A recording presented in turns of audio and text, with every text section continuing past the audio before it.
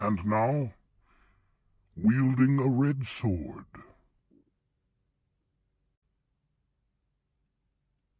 Chapter 11. Kronos. Rapture, having made a genuine effort to find a place for herself in the mortal world, had found one. She was to be a part-time consultant on Indian culture for the University of Kilvara. Luna, when asked, had been of considerable help, and Rapture was pleased. She was well qualified for this position, as she spoke both English and the languages of several Indian kingdoms, and was excellently versed in the conventions and artifacts of them. The money she would earn would enable her to pay a nominal rental for her stay at Luna's house, which gave her a sense of independence that she had never enjoyed before. Thanatos, true to his word, brought her to and from the Castle of War each day. At first she had been leery of the skeletal figure, but acquaintance with Luna had reassured her. Zane, Luna had told her, that was the name she called Thanatos, is not really the Grim Reaper. He is an ordinary man with a difficult job and a great deal of compassion. Compassion. It was, in its way, a magic word. A dependent person valued that quality in others, so she came to respect Thanatos without being any more thrilled by the nature of his employment than she was with Mims. And that employment was a continuing wedge between them. Rapture did not argue the case or make demands on him, but he could feel the tension in her whenever the subject of his work came up. He learned not to tell her of the details of his day's work because that made her uncomfortable, and she grew cold without being conscious of it. Their love-making became awkward. Yet what could he do? He had reservations of his own about his office, but had thrashed it out with himself and concluded that his best course was to stick with it. It was ironic that the same office that had enabled him to rescue himself and Rapture from the heartbreak that had awaited them in the mortal realm was now inexorably separating them. There came a night when Rapture did not appear. It seemed that there was a special late seminar at the university that required her presence. So it was easier to stay over at Luna's so that she would not be late the following morning. She would see him the next evening. This was all clear and sensible, but Mim did not like being alone at night. Out of sorts, he walked again in the garden. There was Lila, of course. "I think you are ready for a concubine," she said. "Give me leave to enter your premises, and I will serve in any manner you desire." Mim looked at her. She was garbed in a slightly iridescent, slightly luminescent, slightly translucent robe that enhanced a figure he knew was crafted in hell. Her face was classic in its perfection, and her lustrous hair flowed down across her shoulders like a midnight river of silk. But he had seen and possessed beautiful women before, and he still distrusted the motives of the creatures of Satan. He did not want any of them having access to his incarnation premises. "You," he said shortly, again able to speak without stuttering in this region, "you were the one who gave Rapture notions of independence." Lila's eyes widened innocently. "Why, we talked, and she inquired about the ways of Western women," she protested. "I told her nothing that was not true." "Such as the relationship between Luna and Orb?" "They are both good women." "And you are not." "And I am not," she agreed. "You told Rapture that you were in hell on a bum rap. I am sure that's not true." "She misunderstood. I was speaking of another. I am a demoness. I never had a mortal existence. But for that reason I lack the modesty of true spirits. I can provide you with the kinkiest types of passion that a decent woman would never—" Angry, he caught her by the arm, not certain what to do with her. She came readily in close, the musky perfume of her body manifesting. "You may hit me if you wish," she murmured, "or whatever else may please you. Anything at all." He cast her loose. "Nothing about you pleases me," he snapped, turned about, and stomped back toward the castle. "Each lie you tell," she called dulcetly after him, "brings you closer to Satan, the father of lies." He ignored that jibe. But as he returned to his solitary room and tried to settle down for sleep, the barb returned to haunt him. 5 Rings had advised him not to think dishonestly, but he had lied, for Lila's body, if not her nature, pleased him quite well.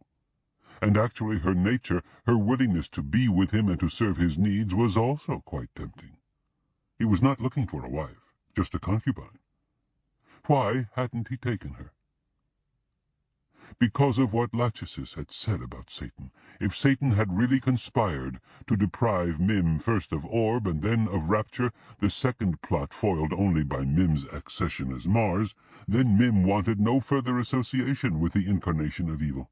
Indeed, Satan had been using his agent Lila to subvert Rapture's mind, putting female suffrage notions in her head.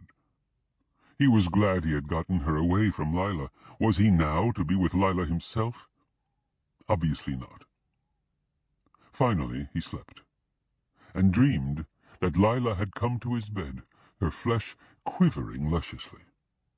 He woke, angry, and found himself alone, and could not get to sleep again.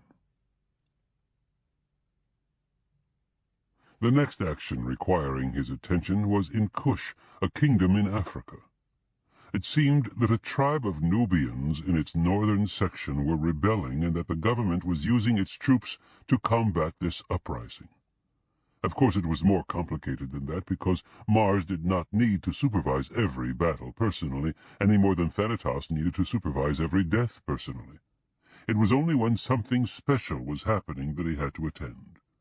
Wars and battles were going on continually in scattered regions of the world. If they ever all stopped at one time, Mim would be retired.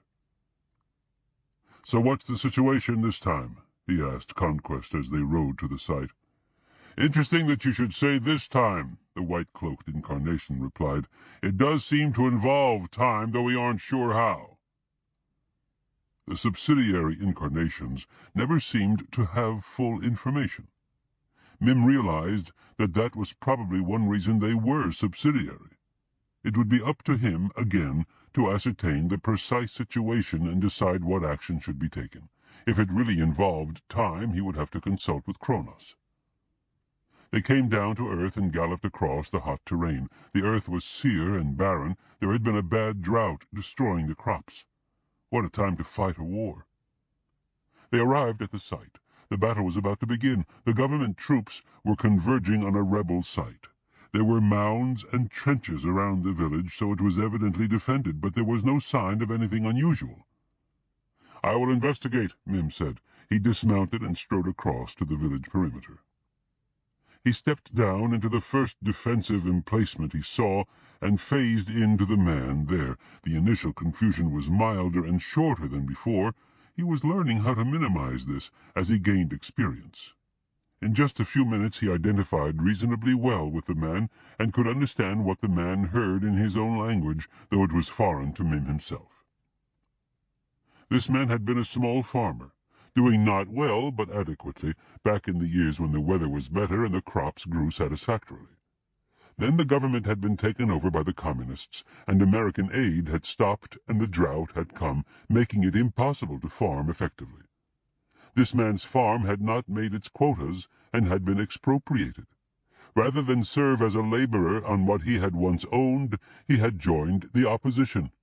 Many others had done the same, but the same government that said it lacked the resources to hire magic for rainmaking to save the crops seemed to have plenty of resources to send troops to harass the common folk who tried to stand up for their rights. The only weapon this man had was a spear, while the soldiers had rifles. He was hungry while they were well fed, but he knew he was right while they were wrong, and he had nothing left to lose. His children had starved to death, and his wife had died of dysentery. He had survived only because, as part of the rebellion, he had been in a position to capture and pillage a government outpost. He had carried 2 pounds of grain back to his wife, only to discover that the weeks he had been in the field had been too long, and she was dead. Friends had taken care of the disposition of the body, and for that much he was grateful. He had seen what dysentery did to others, the pain, the vomiting, the blood-suffused diarrhea. The thought of seeing his wife like that and of being unable to help her? No. It was better that he had been spared that. But the troops that were to come at him, he would glory in their blood. He hoped to take several with him before he died. He knew that their bullets would make holes in his body, but he also knew that the first shot was seldom immediately fatal. He steeled himself to keep going, no matter what the pain, until he could ram his spear point into the eye of the enemy, and into the eye of a second if he could, and a third. Whatever he could manage before he dropped, that would be good enough. He knew that on either side of him his companions in the defense of their common soil were similarly determined. Their last supplies of food had been exhausted the day before, despite fractional rations. Honorable death was all that remained. Now the first soldier appeared, a head bobbing near the ground, coming toward him. If only he had a gun, he could put a bullet through it now, if he had a bullet, if he knew how to work a gun. The bobbing head was joined by another and a third. They were coming rapidly. Now they were almost upon the trench. The man braced himself for his final effort, offering up a prayer for the souls of his dead wife and children and for his own.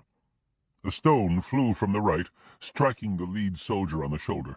The hit was a nuisance, no more, but the soldier turned to fire at the source and didn't watch where his feet were going. As a result, he stumbled right into the trench, issuing a cry of dismay as he fell. This was so unexpected that the defender did not know what to do. He squatted there, staring at the soldier. The soldier, disheveled but not hurt, hauled his face out of the dirt and brought his rifle around. Mim acted. He lifted the spear and jammed it in the soldier's exposed ear. Hard. The point broke off, for it was a flimsy homemade weapon, but the effort sufficed. The soldier gave one hoarse scream and collapsed, blood welling out around the wound. Mim stepped forward and caught the rifle. His experienced eye identified it as of obsolescent design, of such ancient vintage as to suggest the Tsarist Empire, but serviceable nonetheless. He whipped it about and fired it at the next soldier coming at the trench, holding his heart. The soldier plunged dead into the trench. A third one appeared, and Mim put a bullet up his nose. Then he stood and peered out across the field. More soldiers were coming, but the defensive farmers were giving a decent account of themselves and causing the soldiers to move with greater caution. "Take their rifles," Mim called to the trenches to either side of him, forcing his thought through the brain and mouth of his host. "Get the ammunition from the bodies, quickly. We can hold them off." And he shot another soldier, by way of example. "But we don't know how to use them," one farmer protested. "I have figured it out," Mim responded. "Come singly to my trench and I will show you. It's not hard and it's better than dying. There may be food, rations, on some of those bodies." Food. That thought cut through to the deepest need of the hungry farmers. One scrambled to join Mim, who got out new ammunition, set up his rifle, showed the man the trigger, and gave it to him. "Bring it back here when it's empty," he said. It was too complicated to explain the loading mechanism. In this manner they soon formed a formidable cell of resistance that expanded as more rifles came online. The farmers were terrible shots, but the fact that there was return fire caused the soldiers to lose courage, and they began a disorderly retreat. The farmers were winning the day. Then, abruptly, it happened. The battlefield froze. No one moved. Even the bullets became anchored in air. Mim looked about with confusion. He had not stilled the battle. How had this come about? Obviously this was the reason he had been brought here. Someone else was using a supernatural method to stop the battle. And that party was the enemy, for now he saw a helicopter flying away. It was above the battlefield, evidently too high to be affected by the stasis. Perhaps it had dropped a time bomb, freezing time. Mim phased out of his host, for he had to be able to move. He was not affected by the stasis because he was an incarnation, but his host was. He touched the sword. "Kronos," he said, his stutter back now that he was using his own vocal equipment. Kronos appeared, sailing down from the sky, holding his glowing hourglass aloft. He landed beside Mim. "You have a problem, Mars?" When an aspect of death was used without Thanatos's approval, he objected. Mim sang. "Now an aspect of time is being used without my approval. Is it with yours? If so, I must inquire why you choose to interfere in my business." "I would not interfere," Kronos said somewhat stiffly. "I assumed it was your stasis. I have no memory of such violation." "This is the first time it has happened," Mim sang. "My memory is of your future," Kronos reminded him. "Oh, and this has not happened henceforth? It must be a fluke." "Hardly. The supernatural is not incurred as a fluke. Some mortal has discovered how to interfere with time." And indeed Kronos was angry now. "Can you discover who has done this and eliminate it?" Mim asked. "That way you will have no memory of it because it never happens again." "That will be an awful chore," Kronos grumbled. "I can deal with the discoverer of the stasis effect when I identify him, but that's a needle in a haystack." "You can't just trace the time bomb itself back to its origin?" "I will have to, though it's not the bomb I want, but the person behind it. And that person will be most carefully hidden. There may be deliberate false leads. They may not have expected Kronos to be tracing it down, but their mundane security provisions will be devious enough." Now trucks rumbled up to the battle area. These ones did not freeze. They parked and disgorged active men. These men advanced on the village defensive positions. "Spot nullification!" Kronos exclaimed indignantly. "Another infringement!" Now the strategy of it was clear to Mim. The government, having located a point of stiff resistance, had time-bombed it into stasis, then sent in special troops to nullify the enemy. Already the new troops were passing among the defenders, taking away their weapons and restoring them to the government troops. It was obvious that when the battle resumed, the advantage would be all with the attackers. "That's outrageous," Mim sang. "The defenders won't have any chance at all." "A minor matter," Kronos said. "What's important is their infringement of supernatural prerogatives." "Oh, forget the prerogatives," Mim snapped in song. "It's a clean device to conclude a battle without bloodshed. If it weren't so unfair, I would hardly be concerned." "Well, I am not concerned with the fairness of anything as appalling as physical combat," Kronos retorted. "But when mortals start interfering with... I should think your effort would be better spent arranging for food for the starving," Mim sang, nettled by this slight on his office. "Without your effort and that of your cohorts, few would be starving," Kronos reminded him. "Look at Famine over there, eager to reap his bitter harvest." "I'm trying to reduce his business," Mim sang, "but there is starvation here because of the drought, not because of the war." "We are drifting from the point," Kronos said. "We have a problem here." True, Mim didn't want to argue with yet another incarnation. "I was caught by surprise by this manifestation of the void." "The void?" Mim smiled. "My predecessor left me a book, 5 Rings, that aligns the basic concepts as ground, water, fire, wind, and the void. I find myself thinking of them as the incarnations, with my office being the fire of war and yours being the void of eternity, no beginning and no end. It is the most difficult concept to grasp. I meant no offense." Kronos returned the smile. "None taken, Mars. I like that concept. I shall have to look at that book, unless it has ceased to exist." "Ceased to exist?" "To you a book may be published at a certain date and exists thereafter. To me, that same date represents its cessation." "Have no concern, Kronos. That book was written in 1645. "Then it should indeed be available to me for some time yet. When I have leisure, I shall peruse it." "You are welcome to borrow my copy." "By the time I get to it, I suspect I shall have to ask your predecessor." "I'm sure he will agree." Mim considered for a moment. "I think I could do something to locate that man you want, because I can phase into minds and learn their thoughts." Kronos brightened. "Yes, I had forgotten. If you would do that, it might take a little time. No pun intended." "I can give you time," Kronos said with a smile. "In fact, I could arrange for a shipment of grain to be delivered here by changing the time frame." "Then why don't I try to spot your man while you see to the grain?" Mim sang, pleased. "We can do each other some good, which is the way it should be." "The way it should be," Kronos agreed. "But first—" He lifted his hourglass, and Mim saw the trickle of sand within it change color. The moving men froze, joining the already frozen ones. There would be no action here until the incarnations were finished. Mim mounted his steed, and they trotted after the departed helicopter. The horse climbed the air as if it were a mountain.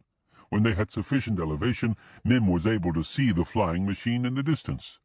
"Follow that scientific device," he told the horse. Wera accelerated, churning up fleeting contrails as he galloped. Mim wondered whether any mortals were watching this part of the sky from below. What would they think of those cloudlets? But probably the divots were no more visible than the horse and rider were. Mortals simply couldn't see the supernatural ordinarily. They overhauled the helicopter and entered it. Wera stood on its deck, part of him overlapping the wall. Of course it didn't matter. The horse related only casually to the mortal world. Otherwise his weight would have caused the helicopter to skew and lose altitude. Mim sat in the pilot's lap and sank into his body, phasing in. Soon he was reading the thoughts. The man had no knowledge of the nature of the bomb he had dropped. He thought it was some kind of gas to immobilize the enemy. Where had he picked up the bomb? From a guarded military truck that had driven onto the military airport and departed forthwith. Dead lead there. But Mim knew how a military operation worked. There would have had to be clearance for that truck, and the officer in charge of airport security would know about that. So he disengaged from the pilot, remounted Wera, and headed for the airport. As it happened, the security officer was on one of his frequent coffee breaks when Mim found him. That was no problem. Mim phased in and drank spiked coffee with him. He introduced the thought, what about that truck? Had the clearance been tight? Yes, it had been. That truck had come directly from the new devices lab, and all was in order. And what did he really know about that lab? Mim mused, inserting the thought. Well, not much, but its clearances were of the highest nature. The general in charge of it brooked no interference by any other department and was a very bad man to cross. Mim got the name and address of the general and rode there. He didn't know how long this would take, and there was a fine green lawn outside the building. There might be a drought in the farmlands, but they found plenty of water for the military premises. So he turned Wera loose to graze and used the sword to move himself inside. The general was watching the battle. He had a closed-circuit television system with pickups stationed beyond the freeze zone and was using his controls to switch from one camera to another. Even with telephoto lenses he was having trouble getting a clear picture. Nothing seemed to be happening. Mim phased in and tuned in to the general's thoughts.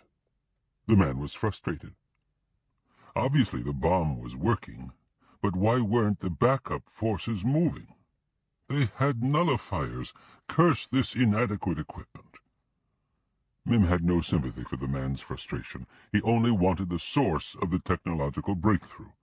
He shaped a thought and adapted it to the general's train of thoughts so that it seemed a natural bypath. Could there be some flaw in the system? What did he know about the designer? Could the man really be trusted? If the equipment had some secret liability? The general was of a naturally paranoid turn of mind, so this thought took hold readily. He plunged into a review of what he knew about the somewhat oddball genius who had abruptly come up with the time bomb when the horrendously financed laboratories of nations far, far wealthier than Kush had been unable to make this breakthrough. The time bomb promised to be the key to suppression of the Nubian rebels now and conquest of the world tomorrow. But only if it worked perfectly. The individual who had devised it was, ironically, a Nubian himself, a refugee from the drought who had sought whatever employment he could get and turned out to be extraordinarily clever with electronics meshed with magic. No one else really understood what he was doing. Indeed, the device seemed impossible on the face of it, but they had tested it on an isolated, peaceful village, and it had worked.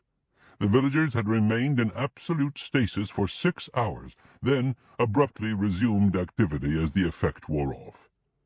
They had been amazed at the sudden jump forward by the sun, not realizing that the world had lived through 6 hours in the seeming blink of an eye. Then came the companion discovery, how to protect men from the stasis. That had worked too. But now they were using both for the first time in the field, and something was wrong. The protected troops seemed to have succumbed the same as the unprotected ones. If this were betrayal— Mim phased out, having gotten what he wanted. the identity of the scientist who had made the breakthrough. The general had no notion of the technology. All he knew was that the devices worked, up to a point. The scientist was the real key. The man was not in the lab today. He had been granted leave to work at home because that was where he worked best. They had tried to keep him at the lab full time, but that had led to no accomplishments. Because the erratic genius was his, they had to let the man operate in his own fashion. Mim went to the man's home. It was unpretentious, not even in the better section of the city. The man looked just like an unemployed farmer. He was in patched, baggy clothes, and he was asleep on his battered couch. This was the genius scientist? Mim hesitated. Should he try to phase into the sleeping man? He had never tried that before. He lay on the man, sank into him, and phased in. He was getting expert at positioning himself so that all senses aligned, but still it always took a while to get the complete mind tuned in. The mind was much more than the physical brain, and the brain was no simple mass of tissue. Each brain had its own idiosyncratic patterns, no two even remotely similar in the cellular detail of the routines, and he simply had to discover the way of each one by guess and error. And this one was different, not in configuration, but because it was asleep. Sleep was a whole new mode. Furthermore, it was dreaming. It was hard enough to adjust to the particular brain and mind, but harder yet to grasp that alternate reality that was the dream state. Some folk presumed that dreams were simply an alternate consciousness, governed by the same rules as those of the waking state, as if the person merely stopped from one room into another. It was not so. Mim was the man, and the man was walking through a section of a park. There was an overhanging tree, its branch seeming very large and heavy. Then there was a face, the face of a woman, eclipsing the tree. In fact, the tree was gone, sloughed off without further attention. The woman was the man's mother. But she was dead, and now there was a gravesite, and across it walked a bird of some sort. And now a bowl of rice, but there was not enough. The bowl was almost empty. Memory of hunger surged up, years of hunger. A dog appeared, and a stone flung out, catching the dog on the rump, and it ran away. Anger. The animal had escaped. Poor aim, the stone should have struck its head, knocking it out. Water, a large lake, remembered from long ago, a wonder redoubled in this time of drought. Mim realized that he was seeing the cuttings from an idling consciousness, those snippets of information and memory and feeling that bobble about just below the surface of thought as if awaiting their opportunity to be drawn to full examination, and sometimes breaking through when the critical mind was relaxing. The conscious mind tried to make sense of these almost random bits, forming them into dreams, but that sense was nonsense, like forming a story from random words, meaning sometimes seeming to manifest, but illusory. He could not afford to drift along with this. He had to discover how this man had made the time bomb breakthroughs. So he inserted his own thought of the bomb and watched while it had its effect on the melange. The bomb, a dream, in this case a dream within a dream, a memory of that. Sleep and dream of hearing a call and walking toward it and discovering a door in the wall, one that had not been there before. Opening that door, entering a passage with a glow at the far end. This was working beautifully. It was a familiar memory that played itself off when triggered. Walking toward that glow, discovering it to emanate from a book, Success, written in some unknown language, but in the dream he could read it as if it were his own, realizing that the pages of this book contained all that a man might need to know about improving his condition. He put his hand to the cover and drew it away, for the cover was burning hot. Indeed, flames surrounded the volume. It was from them that the glow came. But he knew that there was no other way to read the book, and that if he did not do so now he might never have another chance. So he nerved himself and touched the cover again and lifted it, and the flame wrapped about his hand and burned it hideously, destroying it. But now the book was open, and there were the words that would facilitate his destiny of success. and they were the words of the formula for the time bomb. He read them, though he was illiterate, and they burned their impressions on the inner surface of his skull, never to be forgotten. He retreated, and in a moment he was back in his own room. The dream faded out, and his hand was whole again, but the seared image in his skull remained. Mim pondered, slightly shaken by the intensity of this borrowed experience. He was not illiterate. That was the farmer, but what was the true source of the information? The farmer could not have developed it from his own subconscious. The technical information was far too sophisticated. But the formula for the time bomb was only part of it. What of the spot nullifier? Mim nudged the sleeper toward that, and the remembered dream returned. It was similar to the first. The call came in the dream within a dream, and the door in the wall appeared. He entered and walked down the sinister passage, and his right hand became a charred mass, its malady restored. He came to the dread book, success, the alien word intelligible even to the illiterate, fire reaching up from it. The right hand was useless. He had to use the left to lift the cover, and when he did that the flame scorched it into charcoal. But the words were there, different words, and the fire of their formulation reached in through his eyeballs and singed their imprints on the interior of his skull. Now he possessed the nullifier, and the magic was complete. He backed away and emerged again, and once more his hands were restored, and he was awake, with the letters of fire against his pulsing brain. All he had to do was repeat those twin formulas to those who could interpret and apply them, and success was his. Mim knew that the man had done so. He now had the excellent life he had desired, yet now that he had it, it seemed somehow inadequate. He could not tell anyone beyond the secret project of his significance, because that would make him a target for enemy agents. So he had to pretend to be no more than a simple farmer who had come into wealth. That was unsatisfying. He desired acclaim. He wanted beautiful women to seek him for his personal attributes and charm.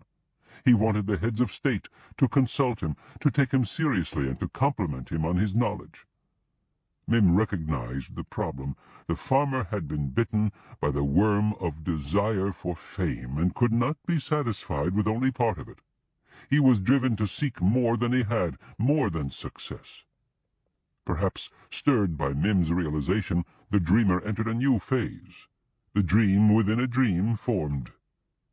"I wouldn't do that," Mim said in the dream. But the dreamer shrugged him off.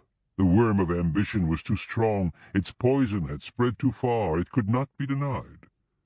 Mim withdrew himself from the dreamer.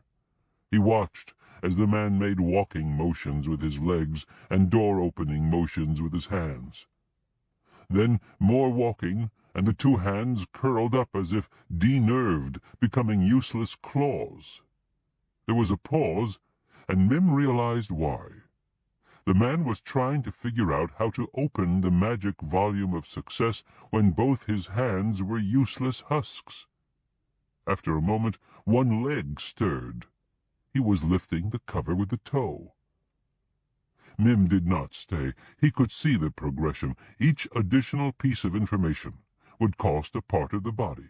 After both feet were gone, the man would have to open the book with his teeth, and his head would be incinerated. That would be the end of him. His mundane body might seem unchanged, but his mind would be dead. Mim summoned Wera, mounted, and returned to the site of the battle. Kronos was there waiting for him. "I thought you were going to go facilitate a shipment of grain," Mim sang, half challengingly. "I did, last week," Kronos replied. "But it has only been a few hours. You forget my nature." Now Mim remembered. Kronos was the incarnation of time. Kronos could step into last week and return to the present. "Where is the shipment, then?" Kronos sighed. "I did what I could do, but found myself balked by a greater power."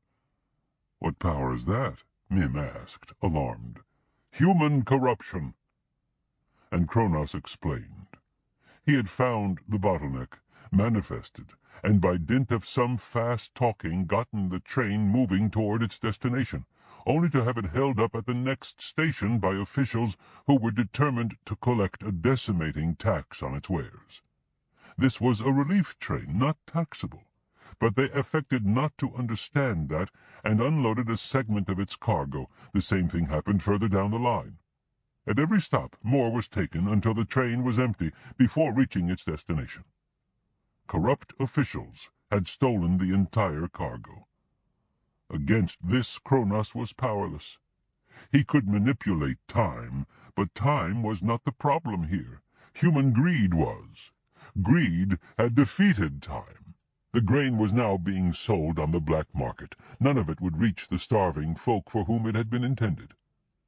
"But the government," Mim protested. "It should be protecting the train, not robbing it."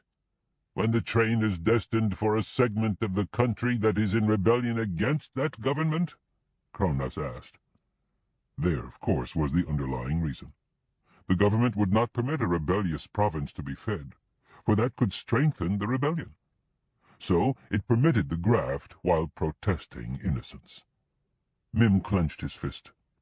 "There is justification in war," he sang, "to abolish governments like that."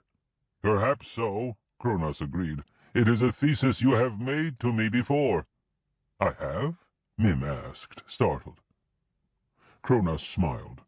"In future years, your framework." Then he frowned. "I regret I have not fulfilled my part of the bargain. Therefore, if you—" "No! You made an honest effort," Mim sang. He was learning more about the limitations of the incarnations when meddling in human affairs. Mortals could be so determinedly short-sighted and wrong-headed. Were they really worth helping? "I have discovered the source of the technological breakthroughs on the manipulation of time, or part of it. A man had a series of visions or dreams that revealed the key formulas to him. Eliminate that man slightly before he eliminates himself, and there will be no breakthroughs." "Not a scientist?" Kronos asked, surprised. "Not a scientist. He dreams of a special chamber in which is a fiery book labeled Success, and it burns him when he takes the information." Kronos frowned. "All in a vision? That seems familiar." "Oh, how?" Kronos shook his head. "I suspect I should not burden you with my conjecture, as I am drawing on memories in your future. Let me just say that I am not sanguine about this." Mim shrugged. Kronos's incidental revelations about the future had confused him before. Probably it was indeed best to let this matter drop. But what was he to do about the battle that remained frozen? He chewed on his lip as he looked out over it. "Do not be concerned," Kronos said. "When I eliminate the breakthrough, none of this will have happened. You may supervise the battle as you choose." Mim wasn't sure quite how that would work, but was willing to find out. "Very well." He described the location of the key man. Abruptly, the battle resumed, but not as it had been. This time the defending farmers were getting the best of it, and no time bomb dropped. "You prefer this?" Kronos inquired.